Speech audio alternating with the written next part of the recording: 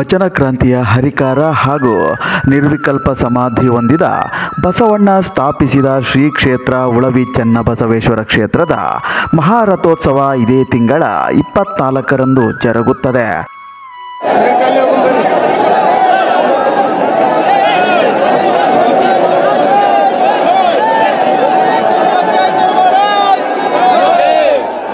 ಹರ ಹರ ಮಹಾದೇವ, ಅಡಕೇಶ್ವರ, ಮಡಕೇಶ್ವರ, ಉಳವಿ ಚನ್ನಬಸವೇಶ್ವರ ಎನ್ನುತ್ತಾ ತೇರನ್ನು ಎಳೆಯುವ ಮೂಲಕ ಹಾಗೂ ಬಾಳೆಹಣ್ಣು, ಖರ್ಜೂರ, ಧನವನ್ನು ಅರ್ಪಿಸುವ ಮೂಲಕ ಲಕ್ಷಾಂತರ ಭಕ್ತರು ದೇವರ ದರ್ಶನ ಪಡೆದು ಪುನೀತರಾಗುತ್ತಾರೆ. ಈ ಕುರಿತು ಒಂದು ಸ್ಟೋರಿ ಇಲ್ಲಿದೆ ನೋಡಿ. ಹೌದು, ಸುಮಾರು 800 ವರ್ಷಗಳ ಇತಿಹಾಸವಿರುವ ಶ್ರೀ ಕ್ಷೇತ್ರ ಉಳವಿ ಚನ್ನಬಸವೇಶ್ವರ ಮಹಾರಥೋತ್ಸವ ಅತ್ಯಂತ ಸಂಭ್ರಮ ಸಡಗರದಿಂದ ನೆರವೇರುತ್ತದೆ. ಲಕ್ಷಾಂತರ ಭಕ್ತರು ಜಯಘೋಷ ಹಾಕುತ್ತಾ ವಿಶಾಲವಾದ ರಥ ಬೀದಿಯಲ್ಲಿ ತೇರನ್ನು ಎಳೆದು ಸಂಭ್ರಮಿಸುತ್ತಾರೆ. ಜಿಲ್ಲೆಯಲ್ಲಿಯೇ ಅತ್ಯಂತ ವಿಶಾಲವಾದ ಹಾಗೂ ಉದ್ದದ ರಥದ ಬೀದಿ ನಿರ್ಮಾಣ ಮಾಡಲಾಗಿದೆ.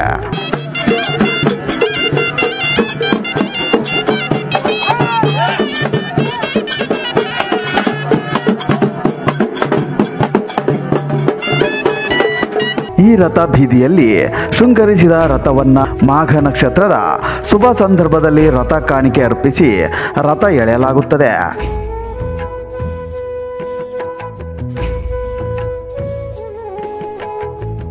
ಉಳವಿ ಕ್ಷೇತ್ರ ಲಿಂಗಾಯತ ಸಮುದಾಯದ ಜನರ ಒಂದು ಪ್ರಮುಖ ಯಾತ್ರಾ ಸ್ಥಳವಾಗಿದ್ದು, ಈ ಸಮುದಾಯದ ಜನರು ಬಹುವಾಗಿ ಗೌರವಿಸುವ ಚನ್ನಬಸವಣ್ಣನವರ ಸಮಾಧಿ ಇಲ್ಲಿದೆ. ಕಲ್ಯಾಣ ಕ್ರಾಂತಿಯ ಬಳಿಕ ವಚನಗಳನ್ನು ಸಮಾಜಕ್ಕೆ ಸಾರುತ್ತಾ ಸಂಚಾರ ಕೈಗೊಂಡ ಚನ್ನಬಸವಣ್ಣನವರು 12ನೇ ಶತಮಾನದಲ್ಲಿ ತಾಯಿ ಮತ್ತು ಸಹೋದರಿ ಅಕ್ಕ ನಾಗಲಾಂಬಿಕೆ ಜೊತೆ ಉಳಿವಿಗೆ ಬಂದು ಅನುಷ್ಠಾನ ನಡೆಸಿದ್ದು ಬಳಿಕ ಇಲ್ಲಿಯೇ ನಿರ್ವಿಕಲ್ಪ ಸಮಾಧಿ ಹೊಂದಿದರು ಎಂಬ ಐತಿಹ್ಯವಿದೆ. ಈ ಹಿನ್ನೆಲೆಯಲ್ಲಿ ಉಳವಿ ಚನ್ನಬಸವೇಶ್ವರ ದೇವಾಲಯ ಮತ್ತು ಜಾತ್ರೆ ಬಹಳಷ್ಟು ಮಹತ್ವ ಪಡೆದಿದ್ದು, ಕ್ಷೇತ್ರಕ್ಕೆ ಹರಕೆ ಕಟ್ಟಿಕೊಂಡು ಬರುವ ಭಕ್ತರ ಮನೋಕಾಮನೆಗಳು ಇಲ್ಲಿಗೆ ಭೇಟಿ ನೀಡಿದ ಬಳಿಕ ಈಡೇರುತ್ತದೆ.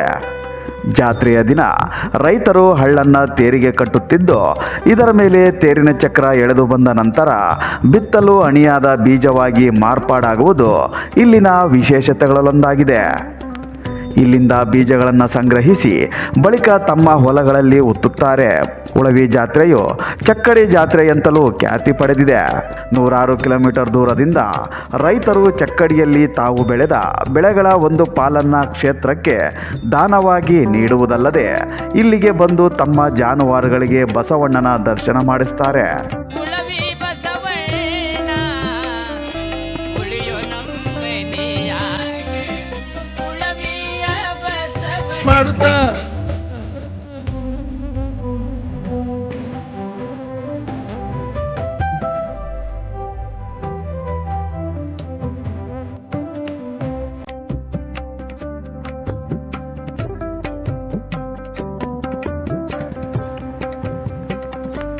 ಇದರಿಂದ ಜಾನುವಾರುಗಳಲ್ಲೂ ಬಸವಣ್ಣನ ಶಕ್ತಿ ತುಂಬುತ್ತದೆ ಅನ್ನೋದು ರೈತರ ನಂಬಿಕೆಯಾಗಿದೆ.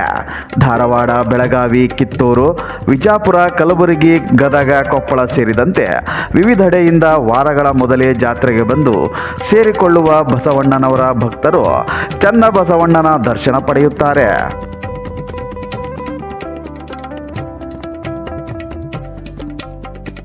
ಎತ್ತುಗಳನ್ನು ಶೃಂಗರಿಸಿ ದೇವರ ಮುಂದೆ ತಂದು ಪೂಜಿಸುತ್ತಾರೆ. ಜಾತ್ರೆ ಆರಂಭಕ್ಕೂ 3-4 ದಿನ ಮೊದಲೇ ಭಕ್ತರು ತಮ್ಮ ಊರುಗಳಿಂದ ಕುಟುಂಬ ಸಮೇತರಾಗಿ ಚಕ್ಕಡಿಯಲ್ಲಿ ಉಳವಿಗೆ ಆಗಮಿಸಿ ಜಾತ್ರೆಯ ದಿನ ಉಳವಿಯನ್ನ ತಲುಪುತ್ತಾರೆ. ಉಳವಿಯ ಬಯಲುಗಳಲ್ಲಿ ಟೆಂಟ್ಗಳನ್ನು ಹಾಕಲಾಗುತ್ತದೆ.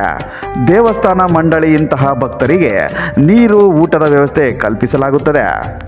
ಕ್ಷೇತ್ರಕ್ಕೆ ಆಗಮಿಸಿದ ಭಕ್ತರು ಹರಕೆ ಪೂರೈಸಲು ಉರುಳುಗಾಯಿ, ತುಲಾಭಾರ, ಜೋಳ ಸಮರ್ಪಣೆ, ದೀಡ ನಮಸ್ಕಾರ ಹಾಕುವುದಲ್ಲದೆ ದಾಸೋಹ ಸೇರಿದಂತೆ ವಿವಿಧ ಸೇವೆ ಸಲ್ಲಿಸುತ್ತಾರೆ. ಕಾಲ್ನಡಿಗೆಯಲ್ಲಿಯೂ ಕೂಡ ಸಾವಿರಾರು ಭಕ್ತರು ಜಾತ್ರೆಗೆ ಬಂದು ತಮ್ಮ ಹರಕೆಗಳನ್ನು ಸಲ್ಲಿಸುತ್ತಾರೆ.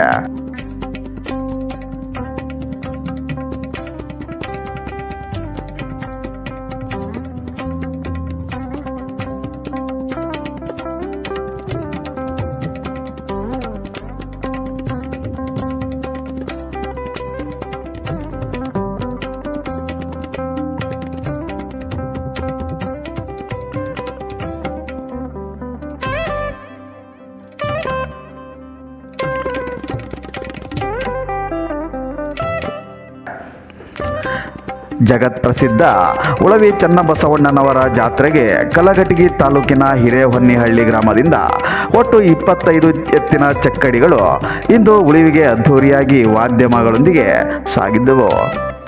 ಅಲ್ಲದೆ ನೂರಾರು ಭಕ್ತರು ಈ ಗ್ರಾಮದಿಂದ ಕಾಲ್ನಡಿಗೆಯಿಂದ ಉಳವಿಯವರೆಗೂ ಸಾಗುತ್ತಾರೆ.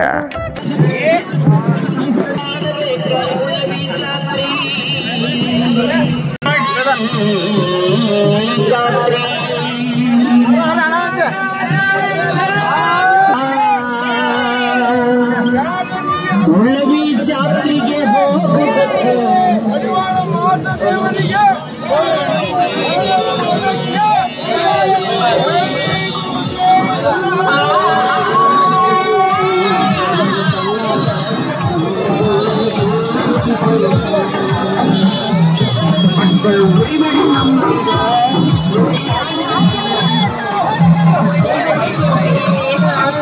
ಮಾರಿಯ ಚಿನ್ನ ಮೈಯ